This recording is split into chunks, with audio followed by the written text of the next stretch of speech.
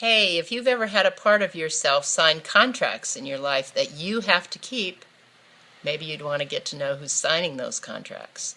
Because sometimes inside of a person, somebody will just leap right up who wants to please other people, sign a contract, and then disappear. Meanwhile, you, or somebody else in you, has to keep that contract. People get married that way. They enter businesses that way. They find friends that way.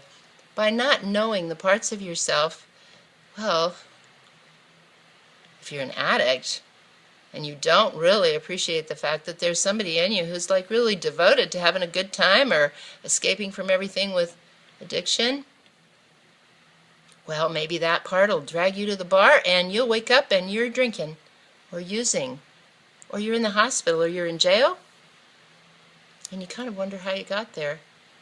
And that's actually a really good question. This is Dana Diedolf, and I'm in my office on a rainy Saturday morning in Astoria, Oregon, looking out at 3 ships sitting anchored on a pretty stormy river. My dog and I just got back from walking, and we're both wet. But I wanted to talk to you a few minutes before I went to group.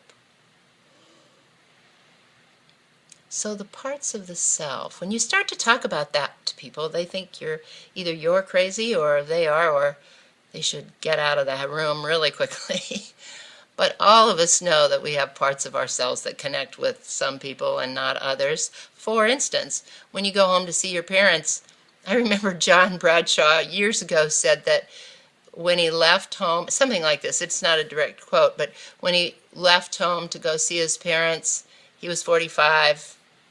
And as he drove closer, he was 40, and then he was 35, and then he was 20, and by the time he was on the steps to go in the house, he was 7, and that is no kidding. We have all had that experience, and no matter what you do to tell yourself not to do that, not to regress, or you're going to be a grown-up this time, or you're not going to get mad, well, it probably doesn't work, because emotions trump reason almost all the time. And when reason tries to control emotion, the only place that really probably works sometimes is with other people's emotions, and then you don't really get much success with that either, you know. So getting to know these parts so you can appreciate them, not let them drive your car, and really, if you don't want them signing contracts, maybe you shouldn't let them go to the meeting. That's a thought. That may sound crazy to your reasonable mind. It probably doesn't sound crazy to your history when you look at your history or your emotional mind. Not if you're a human being, because people are made up of lots of different parts. And the more neuroscience advances as a mirror of the human psyche, the more we're able to see that. And once we see it, well, then we can believe it, in spite of all the evidence in our life that it's true. So how does this work? Well, we've been talking about addiction and dreaming. Now, the interesting thing is that other parts of you, or your aware self, and there is, by the way, a center in everyone, and that center expands as you start getting to know the parts of you, because when you're getting to know somebody, you're not them. When you get to know a part of you, well, the part of you that's getting to know them is learning about you and about a part of you. There are certain obstacles to getting to know yourself or yourselves.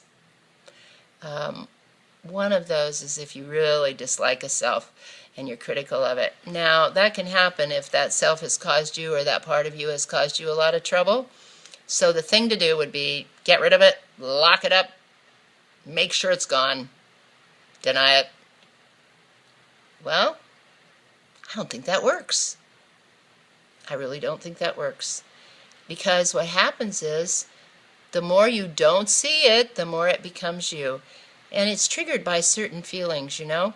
If you have a profound need to please people, and that's highly underrated, by the way, try living or being or working with somebody who has no part of them that wants to please anybody. I know people will say stuff like, well, I don't care what people think. Well, good luck. because we're wired to care about what people think. From the very earliest time of our life, developmental sense of self depends on mirroring from other people. In other words, when you look at your mother's face and she likes you, you feel like you're a good person. That's way oversimplified, but it's sort of like that. And then when you tuck your mother inside of you, which is what we do imaginatively, if she always liked you, every time you think about her, you feel like a good person, and at some fundamental level, you know you are. So we all care about what people think.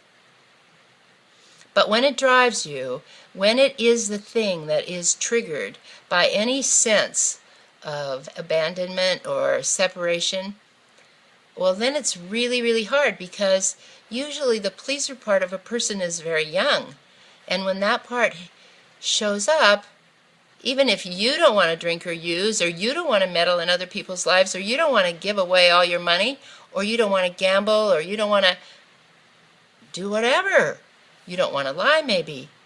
Well, when the pleaser shows up, because it's afraid that if you don't do just what the other person wants, it has to match it, you know. The pleaser doesn't really think. It's just like a perfect mirror of other people's expectations. And so then the pleaser says, okay, yeah, sure, yeah, I'll be there. Well, then you either go, or everybody thinks you're a liar when you don't. That's a real problem. The cool thing is, there is a little tiny place, I think it's on the right side of the brain. You can check that out on TED.com.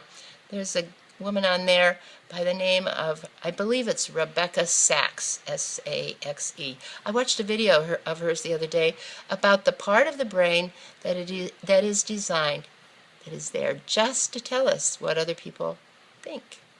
Now that probably would work about what they think about us and what they want from us.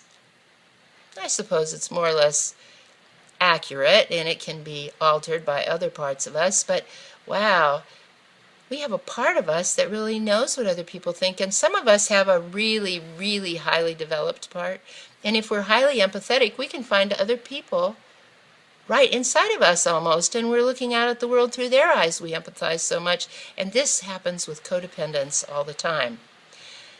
I think that people are very critical of codependence and want to blame them for the addiction, because if you can get an easy explanation, then maybe you can cure a really complicated problem. Only what happens? No, the problem just goes underground, doesn't get cured, people feel worse, and codependents become more fearful, which means they're more codependent. Because way down inside of them, they really lose their experience of awareness when they see the person they love who's an addict, because then that person is right inside of them. They're looking at the world through that person's eyes. They know from the other part of their brain that what the person wants from them, which might be money or a place to live or food or more, maybe drugs, who knows, depending on how painful the addict's experience is right then. And if the codependent doesn't understand the mechanics of this, they just feel wrong no matter what they do.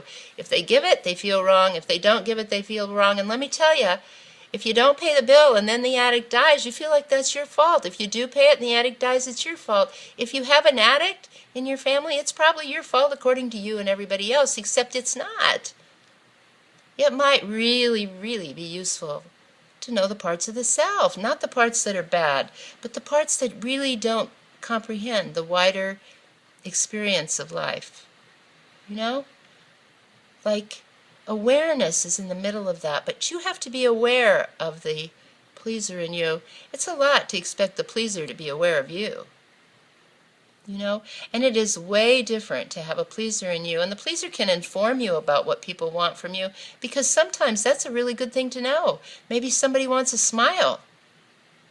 Or maybe they want to be your friend, or maybe attention. If you know that, that would be really good. And if you know how to please people, that's wonderful. You know, it's not a matter of not pleasing people in order to have integrity. It's like being aware, so you know what you want to do. Because if the pleaser signs contracts that you don't want to fulfill, and you don't, then you're in another spot, aren't you?